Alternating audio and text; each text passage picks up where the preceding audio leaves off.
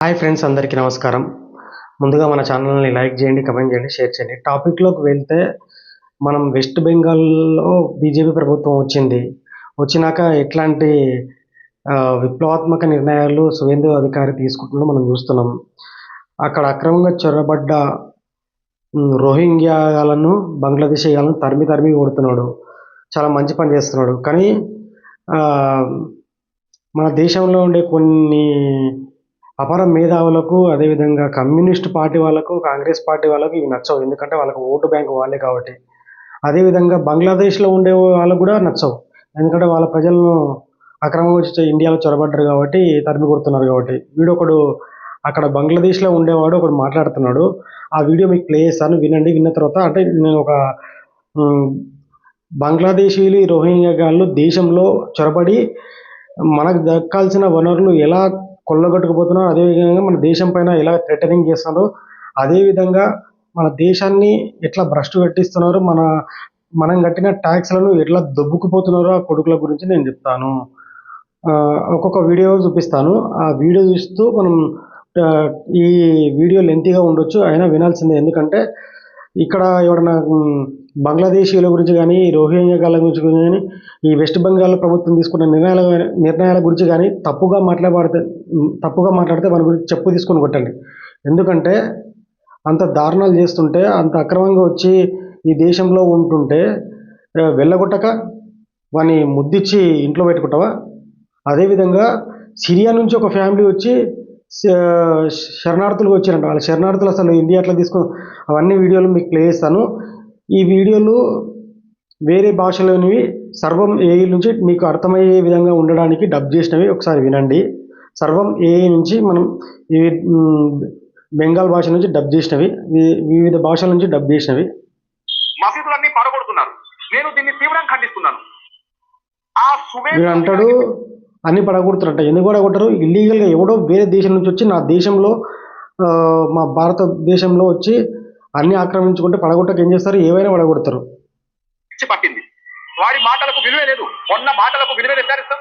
షేక్ హసీనా దేశ్ ఆక్రమిత అంటాడు. షేక్ హసీనా ప్రధానమంత్రి అంటాడు. బంగ్లాదేశ్ పశ్చిమ బెంగాల్ ను కలపాలని చూస్తున్నాడు, అంతర్యుద్ధం సృష్టించడానికి. కానీ ముస్లింలు ఇంకా మౌనంగా ఉన్నారు. ఇంకెంతకాలం ఊరుకుంటారో చెప్పలేదు. బంగ్లాదేశ్ లో ఉండే ఈ వీడు హిందువులను, ఇక్కడ దేశంలో ఉండే ముస్లింలను రెచ్చగొడుతున్నాడు. అరే, నీ దేశం నుంచి వచ్చిన పనికిమాలిన కొడుకులను మేమెందుకు పోషించాలరా? మేమెందుకు పోషించాలి? ఆయన మాకేం అవసరం? ఎందుకంటే పాలస్తీనాలో అణచివేత మొదలైనప్పుడే అక్కడ నుండి హమాస్ పుట్టింది. పశ్చిమ బెంగాల్ కాదు, వేరే దేశం ఇక్కడ నుంచి వచ్చి అక్రమంగా జ్వరపడితే తన్ని తరిమేయక ముద్దు పెట్టుకొని కూర్చుంటారా? నుండి గద్వాయ హిందూ వస్తుందని నా నమ్మకం. ఈ ఉగ్రవాద హిందువులతో పోరాటానికి ఒక ఉద్యమ సంస్థ తయారవుతుంది. ఉగ్రవాద హిందువులతో పోరాడానికి ఒక సంస్థ తయారైందంట. ఉగ్రవాద హిందువులు ఎక్కడ ఉగ్రవాదం చేశారు? ఏ దేశంలో బాంబులు వేసిండ్రు? ఏ దేశంలో మీలాగా బాంబులు పెట్టి పేల్చి సామాన్యమైన ప్రజల్ని చంపేశారు? మీ దేశాలలో మీదే బాంబులు వేల్చుకుంటారు, మీరు ఉగ్రవాద గురించి మాట్లాడుతున్నారు.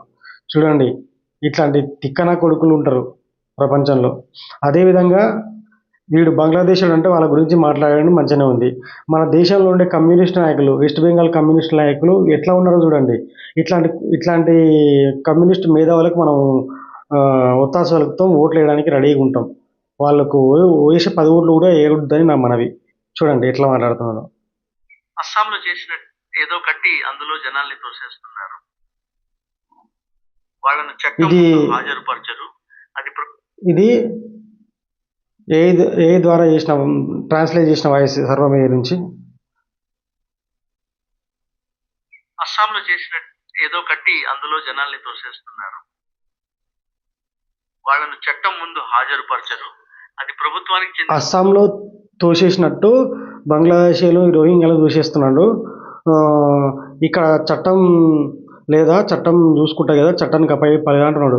ఈ చట్టానికి అప్పచెప్తే మీలాంటి వాళ్ళు కుహన మేధావులు ఉండబట్టే ఇంకోటి వేసి ఇదేసి ఒక్కొక్కడు బంగ్లాదేశ్ రోహింగ్యాలను గంటలు పంపించే వాళ్ళని తీసి దుబ్బేస్తే అయిపోయేదాన్ని గంటలు చేసి ఇట్లాంటి ఇంకా ప్రొసీజర్ ఫాలో అయ్యి, లాని ఫాలో అయ్యి వాడిని ఒక రోజులో పంపించేవాడిని ఒక 15 సంవత్సరాలు వాడిని మేము పెంచి పోషించాల్సి వస్తుంది వీళ్ళ వల్ల, ఈ కమ్యూనిస్ట్ నాయకుల వల్ల.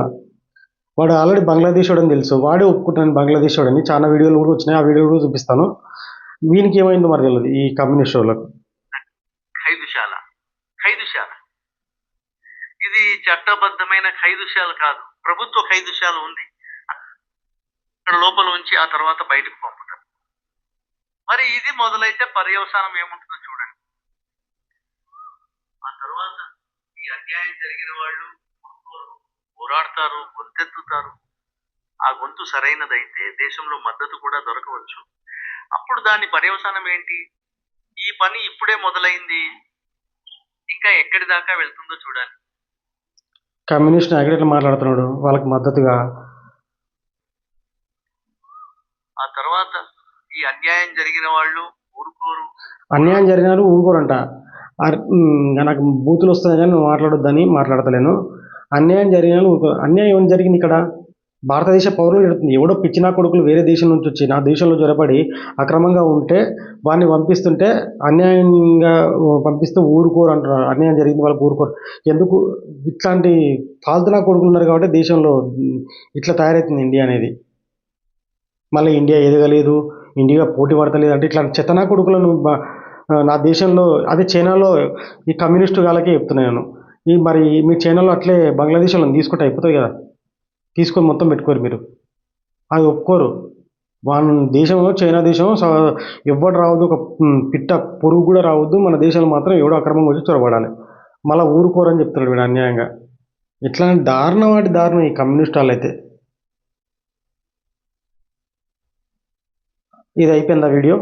ఇప్పుడు బంగ్లాదేశ్ రోహింగ్యా వాళ్ళు భారత్ నుంచి పారిపోతుంటే వాళ్ళకు మీడియా అడిగే ప్రశ్నలకి వాళ్ళు చెప్పే సమాధానాలు ఎలా ఉన్నాయో చూడండి.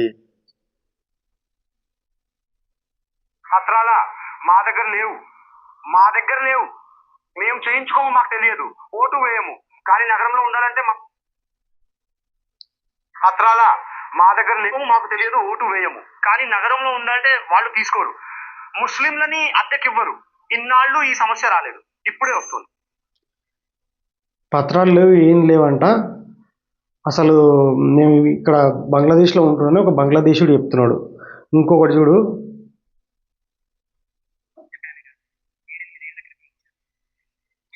ఇప్పుడు ప్రభుత్వం ఉండనివ్వట్లేదు, అందుకే వెళ్ళిపోతున్నాం. 7-8 ఏళ్ళకి వెళ్ళి వచ్చినంట, ప్రభుత్వం ఉండనివ్వట్లేదు, వెళ్ళిపోతున్నానని ఒక బంగ్లాదేశీయుడు చెప్తున్నాడు. ఏనండి, నా దగ్గర పత్రాలు లేవు, మేము వచ్చి ఇక నేరుగా లొంగిపోయాం. నేను బంగ్లాదేశ్ నుండి వచ్చాను, నా గుర్తింపు కార్డు అన్నీ ఉన్నాయి. నేను స్నేహితులతో ఉద్యోగం కోసం ఇక్కడికి వచ్చాను, కానీ పని దొరకలేదు. ఇప్పుడు దేశానికి తిరిగి వెళ్ళాలనుకుంటున్నాను. చూసారా, వారికి ఐడి కార్డులు కూడా ఉన్నాయంట. ఇంత దారుణమైన విషయం అండి ఇది. ఉండనివ్వట్లేదు, వాడు ఐడి కార్డులు అంటే అక్కడ మన ఆధార్ కార్డులు కూడా దీనికి ఉన్నాయన్నమాట. ఇప్పుడు ఉండనివ్వట కాబట్టి వెళ్ళిపోతున్నాడు. ఇంకొకటి దేశానికి తిరిగి వెళ్ళాలనుకుంటున్నాను. ఇక్కడ చాలా గొడవలు ఉన్నాయి, అందుకే వెళ్ళిపోతున్నాం. గొడవలు అంటే వాళ్ళు ఎవరిని ఉండనివ్వట్లేదు, మాకు పని దొరకట్లేదు, అందుకే వెళ్ళిపోతున్నాం. మేము బెంగాల్ అంటే బంగ్లాదేశ్ నుండా లేదు, బంగ్లాదేశ్ నుండే. ఎప్పుడు వచ్చారు? 2-3 సంవత్సరాలు అయింది. బెంగాల్లో ఎక్కడ? మేము హౌరా జిల్లా వాళ్ళం, మేము బండి మరమ్మతులు చేసేవాళ్ళం. చూడండి, ఒక మెకానిక్ చెప్తున్నాడు, వాడు బంగ్లాదేశ్ నుంచి వచ్చిండు, ఇక్కడ వచ్చి 2-3 సంవత్సరాలు అవుతుందంట. మనకి అన్ని ఫెసిలిటీస్ అందుతున్నాయి. ఇక టీఎంసీని ఏమనాలి, ఈ మమతా బెనర్జీని ఏమనాలి మనం? అక్రమంగా జరగొట్టే వాళ్ళకు ఓటర్ ఐడి కార్డులు ఇచ్చి ఓట్లు వేయించుకొని మళ్ళా ఆమెనే తిరిగి అన్యాయం గురవుతుందని చెప్పేసి ఏడుస్తుంది. ఇంకెంత దారుణం అంటే చూడండి ఇంకో వీడియో. చేయించుకున్నాను, రేషన్ కార్డు కూడా ఉంది. ఓటర్ కార్డు ఎవరు చేసి ఇచ్చారు, ఎవరు చేసిస్తారు? అప్పుడు మమతా పార్టీ ఉండేది, అప్పుడే చేయించుకున్నాను. ఎలా మమతా పార్టీ ఉన్నప్పుడు రేషన్ కార్డులు అన్నీ వేయించుకున్నారంట ఒక బంగ్లాదేశీ మహిళ. వాళ్ళు చేసి ఇచ్చారు. లక్ష్మీ బండారు సంగత అవును వస్తుంది. ఎప్పటి నుండి? 2-3 ఏళ్ళ నుండి వస్తుంది. ఎంత అంటే గవర్నమెంట్ స్కీమ్ కూడా పొందుతున్నారు వీళ్ళు. ఎంత దారుణ విషయం అండి. ఎవడో మన అసలు ఇక్కడ ఉండే కుహనా మేధావులు వీళ్ళు గవర్నమెంట్ ఏం చేయట్లేదు అని చెప్పేసి మొత్తుకుంటుంది. ఎవడో వేరే దేశం నుంచి వచ్చిన వానికి అన్ని స్కీమ్స్ వర్తింపజేస్తున్నారు ఎవరు? మమతా బెనర్జీ. ఇంతకైనా దారుణమైన విషయం ఏమైనా ఉంటుందా? ఇంకో వీడియో చూద్దాం. ఎన్ఐసి మొదలైంది, మాకు ఇక్కడ ఏ ఆధారం లేదు, అందుకే మా దేశానికి తిరిగి వెళ్ళిపోతున్నాము. వాడు వాళ్ళ దేశానికి తిరిగి వెళ్ళిపోతున్నాడు. ఎన్ఐసి మొదలైంది, మాకు ఇక్కడ ఏ ఆధారం లేదు, ఇప్పుడు ఉండలేము, వెళ్ళిపోతాం. సరే, బంగ్లాదేశ్ నుండి ఎప్పుడు వచ్చారు? 3-4 ఏళ్ళు అవుతోంది. అప్పుడు మామూలుగానే వచ్చేసాము, ఎవరిని పట్టుకోకుండా జనాలతో పాటు దాటి వచ్చేసాము. చూడు, జనాలతో పాటు దాటి బార్డర్ దాటి వచ్చేసారంట వీళ్ళు. వచ్చి ఇక్కడ బతుకుతున్నారు. అది ఇటువైపు ధమాకాలి వైపు అనుకుంటా, ఇటువైపు నది దాటి వచ్చారనమాట. సరే, కుటుంబంలో ఎంతమంది? మేమంతా వచ్చేసాము. ఇక్కడ ఏం చేసేవారు? నేను తాపీ పని చేసేవాడిని. తాపి పని అంటే మనకు దొరకాల్సిన ఒక తాపి పని వాడు ఎత్తుకపోతున్నాడు. బంగ్లాదేశీయుడు, రోహింగ్యా వాళ్ళు ఇట్లా చెత్తనా కొడుకులు మళ్ళీ కింద కామెంట్లు పెడతారు, విభేదాలు తీస్తున్నారని. ఎవడరా విభేదాలు ఇచ్చారు? మీకంటూ దేశం ఇచ్చారు కదరా, మీకంటూ పాకిస్తాన్, మీకంటూ బంగ్లాదేశ్ ఇచ్చినాక మళ్ళీ ఈ దేశంలో అన్యాయంగా అక్రమంగా చొరబడి మళ్ళీ మత కలహాలు సృష్టిస్తారని వేసి వాగి నా కొడుకులకు ఈ వీడియో అంకితం. తాపీ పని చేసేవారు. మరి పత్రాలు, లక్ష్మీ భండార్ లాంటి సౌకర్యాలు ఏవి అందేవి కావు. సరే, మరి ఓటరు కార్డు ఉండేదా? ఓటర్ కార్డు ఉండేది, కానీ ఈసారి అవి పని చేయలేదు. సరే, ఓటర్ కార్డు ఉండేది కానీ ఈసారి పని చేయలేదంటే ఎస్ఐఆర్లో ఇట్లాంటి నా కొడుకులను తీసేయడం వల్ల వాళ్ళకి ఓటేసి హక్కు లేకుండా పోయింది. సారి మళ్ళీ ఎస్ఐఆర్లో అక్రమంగా తొలగించారు ఓట్లు అని చెప్పేసి ఇక కుహనా మేధావులు, ఈ టీఎంసీ వర్కర్లు వీళ్ళు వాళ్ళు మొత్తుకుంటుంటారు. సరే, ఈ దరఖాస్తులో నంబర్ ఇచ్చాము, కానీ రాలేదు, మాకేమీ పూర్తి కాలేదు. ఇది ఎలా చేయించుకున్నారు? మేము ఏ ప్రాంతంలో అయితే నివసిస్తున్నామో అక్కడి వాళ్ళు అనేవారు మీరు బంగ్లాదేశ్ వాళ్ళు. ఇక్కడ ఆధారం లేకపోతే పట్టుకుని కొడతారు, అందుకే ఏదైనా చేయించుకోమన్నారు. వాళ్ళు చేసి పెట్టామన్నా మేమేమీ ఇవ్వలేదు. అంటే డబ్బులు తీసుకుని చేయించారా? లేదు. ఫ్రీగా ఓటు బ్యాంకు రాజకీయాలు చేయడానికి ఫ్రీగా మమతా బెనర్జీ ఎంత నీచానికి దిగజారి మరి వాళ్ళకి ఎన్ని ప్రభుత్వ పథకాలు కూడా వర్తింపజేసిందంటే మీరు అర్థం చేసుకోండి. ఇక ఇవి చూస్తూ ఇట్లాంటివి కొన్ని వేల వీడియోలు ఉన్నాయి, కానీ మీకు శాంపిల్గా చూపించడానికి కొన్ని తెచ్చాను. అవి సర్వం ఏలో బంగ్లా భాషని మనకు తెలుగులో అనువదించి వినిపించాను. అదేవిధంగా ఇంకొక వీడియోని చూపిస్తాను ఫైనల్గా.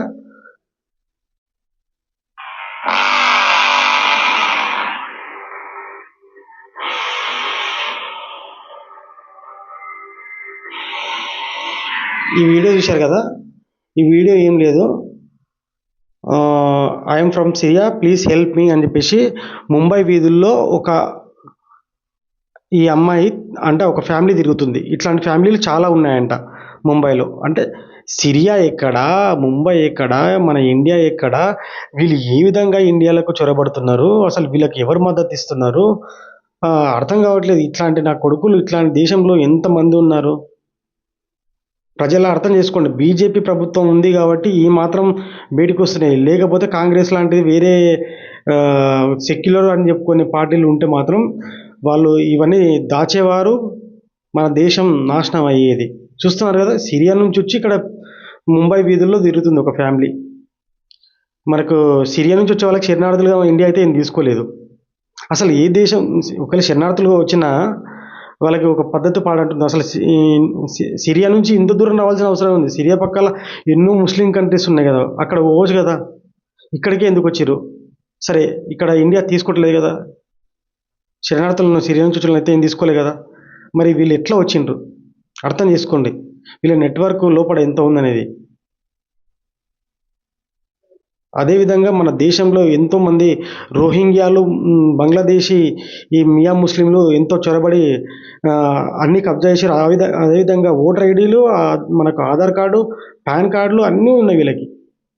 వీళ్ళని తక్షణమే మనకు ఎస్ఐఆర్ నిర్వహించి ప్రతి స్టేట్లో సెంట్రల్ గవర్నమెంట్ నిర్వహించాలి. ఇట్లాంటి స్టేట్ గవర్నమెంట్లు ఉంటే, కాంగ్రెస్ ప్రభుత్వం ఉంటే వాళ్ళను దారి మళ్లించి అట్లా పాల్గొనకుండా చేసి మొత్తం అంతా నాశనం చేసి కూర్చుంటుంది. కాబట్టి జాగ్రత్తగా మీకు ఇట్లాంటి వాళ్ళు ఎవరైనా కనపడ్డా, విదేశీయులు, బంగ్లాదేశ్ వాళ్ళు, రోహింగ్యాలు, మీరు అక్కడ ఉండే పోలీస్ స్టేషన్కి సంప్రదించి ఇక్కడ వాళ్ళను నమోదు చేయాలి. ఎందుకంటే వాళ్ళ దగ్గర డాటా ఉంటే రేపు పంపించడానికి ఈజీ అవుతుంది. ఈ వీడియో ఇది పరిస్థితి అనమాట మన భారతదేశంలో. వీళ్ళు మళ్ళా కాంగ్రెస్, ఈ కమ్యూనిస్టులు, వీళ్ళు మనకు సెక్యులర్ పార్టీ అని చెప్పుకునే వాళ్ళు ఎంత మద్దతు ఇస్తున్నారో అర్థం చేసుకోండి. కొన్ని వేల వీడియోలు ఉన్నాయి, కానీ నేను ఒక శాంపుల్ ఒక 5-6 వీడియోలు ట్రాన్స్లేట్ చేసి చూపించాను మీకు. మీకు ఈ వీడియో నచ్చినట్లయితే లైక్ చేయండి, కమెంట్ చేయండి, పక్కాగా 10 మందికి షేర్ చేయండి. ఎందుకంటే 10 మందికి తెలవాలి. వీడియో మాత్రం పూర్తిగా చూడండి, పూర్తిగా చూస్తేనే మనకు అర్థమవుతుంది. అందరికీ నమస్కారం.